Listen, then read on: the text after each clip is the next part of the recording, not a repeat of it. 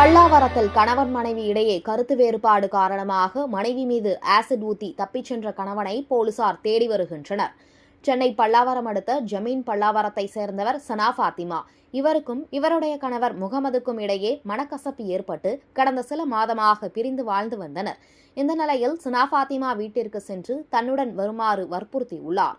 இதனால் இருவருக்கும் இடையே ஏற்பட்ட தகராறின் பொழுது முகமது தான் மறைத்து வைத்திருந்த ஆசிட்டை சனா ஃபாத்திமா மீது ஊற்றியுள்ளார். அங்கிருந்து தப்பிக்க முயன்றபோதும் விடாமல் துரத்தி சென்று ஆசிட்டை வீசிவிட்டு அங்கிருந்து தப்பிச் சென்றுள்ளார். கண்களில் பலத்த காயமடைந்த சனா ஃபாத்திமா தற்பொழுது தனியார் மருத்துவமனையில் சிகிச்சை பெற்று வருகிறார். மேலும் இந்த சம்பவம் குறித்து வழக்கு பதிவு செய்த போலீசார் தப்பியோடிய முகமதை தேடி வருகின்றனர். சரி பொறுமையாகவே பேசுங்க. என்ன ஆச்சு? வீட்டுக்காரு மேலே ஆசிட் அடிச்சிட்டாங்க. என்னைக்கு? ஞாயிற்றுக்கிழமை 15ஆம் தேதி நைட்டு. அப்படிங்களா? எதனால? அவருக்கு எனக்கும் நிறைய இஷ்யூஸ் போயிட்டுருக்கு. நான் டிவோர்ஸ் கேட்டிருக்கேன். ஓகே. அம்மா அப்பா வீட்டில் தான் தங்கியிருக்கேன் நான்.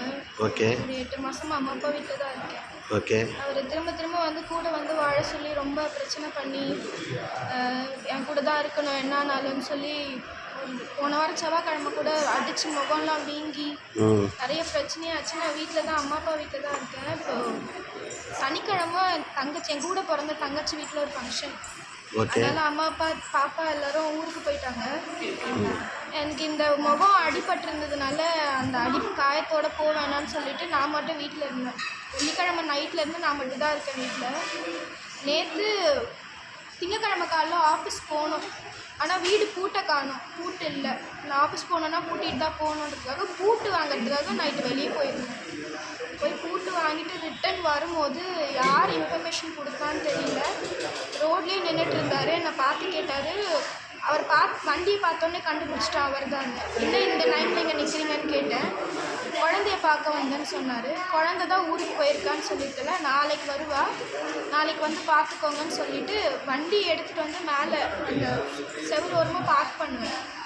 பார்க் பண்ணிவிட்டு இறங்கும் போது அப்படியே முகத்தில் அடிச்சிட்டார். இந்த மூஞ்சை வச்சுட்டு தானே நீ வேலைக்கு போகிற, இந்த அழகை வச்சுட்டு தானே நீ என்ன வேணால் பண்ணிக்கலான்னு நீ நினைக்கிற, அது இல்லாமல் பண்ணுறேன் பாருடின்னு அப்படியே முகத்தில் அடித்து எனக்கு அந்த ஒரு செகண்ட் என்ன பண்ணுறதுனே தெரியல. எனக்கு பதட்டமாகிடுச்சு. நான் சத்தம் போட்டு யாருமே இல்லை வேறு அந்த டைமில். சத்தம் போட்டு மேலே ஓடி வந்தேன். வரவில் திரும்ப பிடிச்சி இழுத்து மறுபடியும் கழுத்து காதுலலாம் ஊற்றிட்டாரு. அதனால எங்கள் சித்தப்பா இருந்தார். அவர் தான் ஓடி வந்து இந்த அடுத்து. அதுக்கப்புறம் உடனே போயிட்டு ஷவரில் நின்றுட்டேன். அது வந்து இந்த டாய்லெட் க்ளீன் பண்ணுற ஆசிட் போல் இருக்குது. அதனால் ஸ்கின்னுக்கு எதுவும் ஆகலை. எரிச்சல் இருந்தது. ஃபஸ்ட்டு ஒரு 2 மணி நேரம் ரொம்ப எரிச்சல் இருந்துச்சு.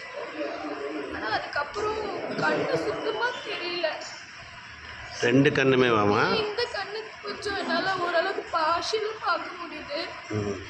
இந்த கண்ணு சுத்தமாக போயிடுச்சுன்னு சொல்லிட்டாங்க டாக்டர். கருவிழியே இல்லை. இப்போ ஏதோ ஜெல் வச்சு ஆப்ரேட் பண்ணியிருக்காங்க. ஒரு 3 நாளுக்கு அப்புறம் இந்த வீக்கம் உள்ளே இருக்க புண்ணெல்லாம் எவ்வளோ ஆறுதுன்னு பார்த்துட்டு நம்ம அடுத்து என்ன பண்ணலான்னு சொல்லியிருக்காங்க. ஆனால் இந்த கண்ணு பார்வை போயிடுச்சு. காவல்துறையில் புகார் கொடுத்தீங்களா? கொடுத்துட்டேன் சார். நேற்று வந்து அன்றைக்கே வந்து குரோம்பேட் ஜிஹெச்சுக்கு தான் போயிருந்தோம். அங்கேயே வந்து ஏர்லாம் வாங்கிக்கிட்டாங்க.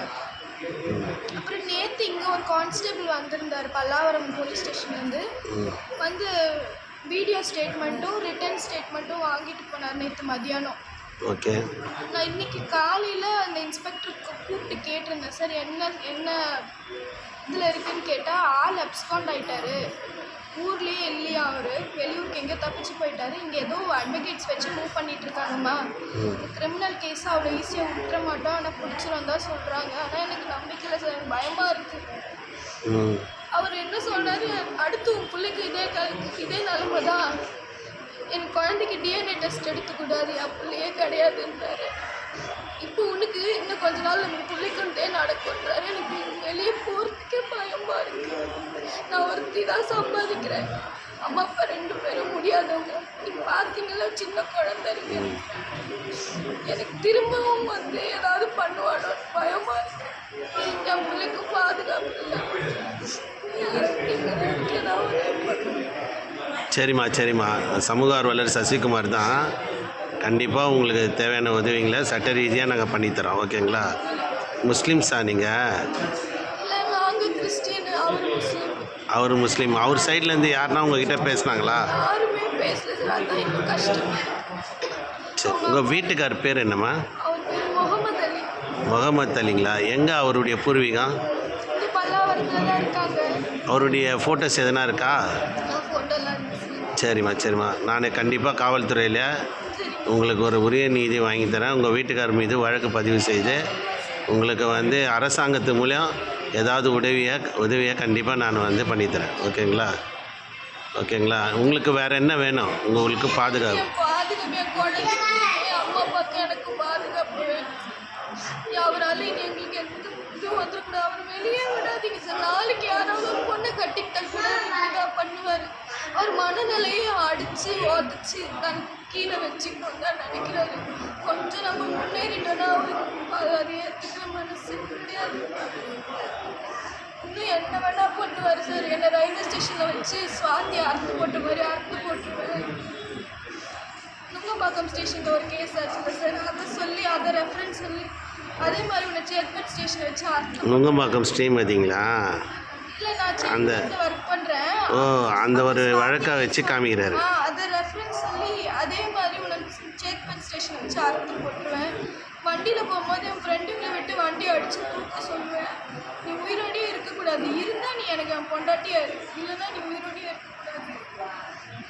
இது அவ்வளோ நேற்று கூட அந்த ஆசிட் அடிக்கும் போது கூட சொல்லிக்கிட்டே தான், செத்துப்பொடி இந்த முகத்தை வச்சுருந்தாடி நீ ஆடுற, செத்துப்பொடி மூஞ்சே இல்லாமல் பண்ணுற நீ, இதுக்கப்புறம் அவன் வந்து உன்னை கட்டிக்கிறான்னு பார்க்குறேன். நீ சொல்லிக்கிட்டே தான் ஊத்துறாரு. கொஞ்சம் கூட இந்த கையில் எத்தனை நாள் நான் சமைச்சு போட்டுருவேன். என் புள்ள மாதிரி பார்த்துட்டு சாப்பாடு சாப்பிட மாட்டார், நான் ஊட்டி விடுவேன். இந்த கையில் நான் எவ்வளோ பண்ணியிருக்கேன். அவருக்கு கொஞ்சம் கூட பழசு எதையுமே நினச்சிப்பேன். என் அம்மா அப்பா எல்லாரையும் விட்டுட்டு நீங்கள் தான் முக்கியம் என் மதம் மாற்றி கல்யாணம் பண்ணாங்க சார். நான் கிறிஸ்டின் பிள்ளை, முஸ்லீமில் மதம் மாற்றி கல்யாணம் பண்ணாங்க. கல்யாணம் 6 வருஷம். 6 வருஷத்தில் நான் பார்க்காத கொடுமையே கிடையாது. அவ்வளோ கொடுமை பண்ணி அடித்து தூக்கில் 2 வாட்டி தூக்கில் தொங்கி இருக்கிறேன். நான் அக்கம் பக்கம் வந்து என்னை காப்பாற்றிருக்கிறாங்க. என் குழந்தைக்காக சார் நான் இருக்கிறேன். இன்னைக்கு என் பிள்ளைக்கு அதே நான் நாளைக்கு புள்ள மூச்சு இதே மாதிரி ஆக்குறேன்டி அப்படின்ட்டு போயிருக்கிறாரு. என் பிள்ளைக்கு இதே மாதிரி ஆச்சுன்னா உயிரோட இருக்க செத்தே போயிடும். எனக்கு யார்கிட்ட போய் என்ன சொல்லி எந்த உதவி கேட்குறதுன்னு தெரியல. போலீஸ்காரங்களே அமைதியாக இருக்கிறாங்க. இன்னைக்கு நானும் ஃபோன் பண்ணி கேட்ட பிறகு தான் ஆள் ஊரில் இல்லைம்மா தேடிக்கிட்டு இருக்கோன்னு. சம்பவம் நடந்து 2 நாள் ஆகுது. ஞாயிற்றுக்கிழமை நைட்டு நடந்துச்சு. இங்கே குன்றத்தூரில் தான் இருக்கு. அவங்க அம்மா வீட்டில் தான் இருக்காரு. பிடிக்க முடியாதா?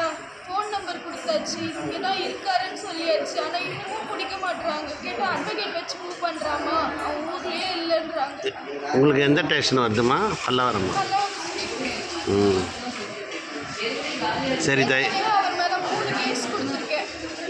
இந்த கடைசி 2 வருஷத்துக்கு மட்டும் 3 கேஸ் கொடுத்தேன். என் குழந்தைய பெட்ரோல் ஊற்றி எரிச்சிருவேன்னு சொன்னார். நீ வேலைக்கு போயிட்டு வரதுக்குள்ள அது கறிக்கட்டையாக கிடக்கும், குடிக்க காசு கொடுக்கலன்னு எரிச்சிருவேன்னாரு. அதனால போய் ஒரு போலீஸ் ஸ்டேஷனில் ஒரு கேஸ், வண்டி எடுத்துகிட்டு போய் ஆக்சிடென்ட் பண்ணிட்டாரு. அதுக்கு ஒரு கேஸ், என்னை அடித்து டொமஸ்டிக் வயலன்ஸ் ஏகப்பட்டது. ஆனால் எதுக்குமே காவல்துறை நடவடிக்கை எடுக்கல. சமாதானப்படுத்தி அனுப்பி வைக்கிறாங்க. ஒரு 3 மாதம் அவனுக்கு டைம் கொடு, அவன் சரியாயிடலாம். 6 மாதம் டைம் கொடு, அவன் சரியாயிடுறான். எத்தனை வாய்ப்பு சொல்லி இப்போ இந்த நிலைமைக்கு அப்புறமும் நான் வாய்ப்பு கொடுக்கணுமா? இதுக்கப்புறமே எனக்கு கண்ணே போயிடுச்சு. நான் இது எங்கே போய் வேலை பார்ப்பேன்? எப்படி என் குடும்பத்தை காப்பாற்றுவேன்? நம்பிக்கையே இல்லை, வாழ்றதுக்கே நம்பிக்கையே இல்லை. இதெல்லாம் இல்லை, தைரியமாக இருங்க, பார்த்துக்கலாம், ஒன்றும் பிரச்சனை இல்லை. ஓகேங்களா? தளர விடாதீங்க. சட்ட ரீதியாக உங்களுக்கு வந்து நடவடிக்கை எடுத்து தரேன். புரியுதுங்களா? என்னுடைய நேம் சசிகுமார்மா, சமூக ஆர்வலர். கண்டிப்பாக உங்களுக்கு வந்து நான் வந்து உங்களுக்கு வந்து ரெமெடி என்னவோ உங்களுடைய இது என்னவோ நான் பண்ணித்தரேன். ஓகேங்களா? கவலைப்படாதீங்க, தைரியமாக இருங்க. ஓகேங்களா?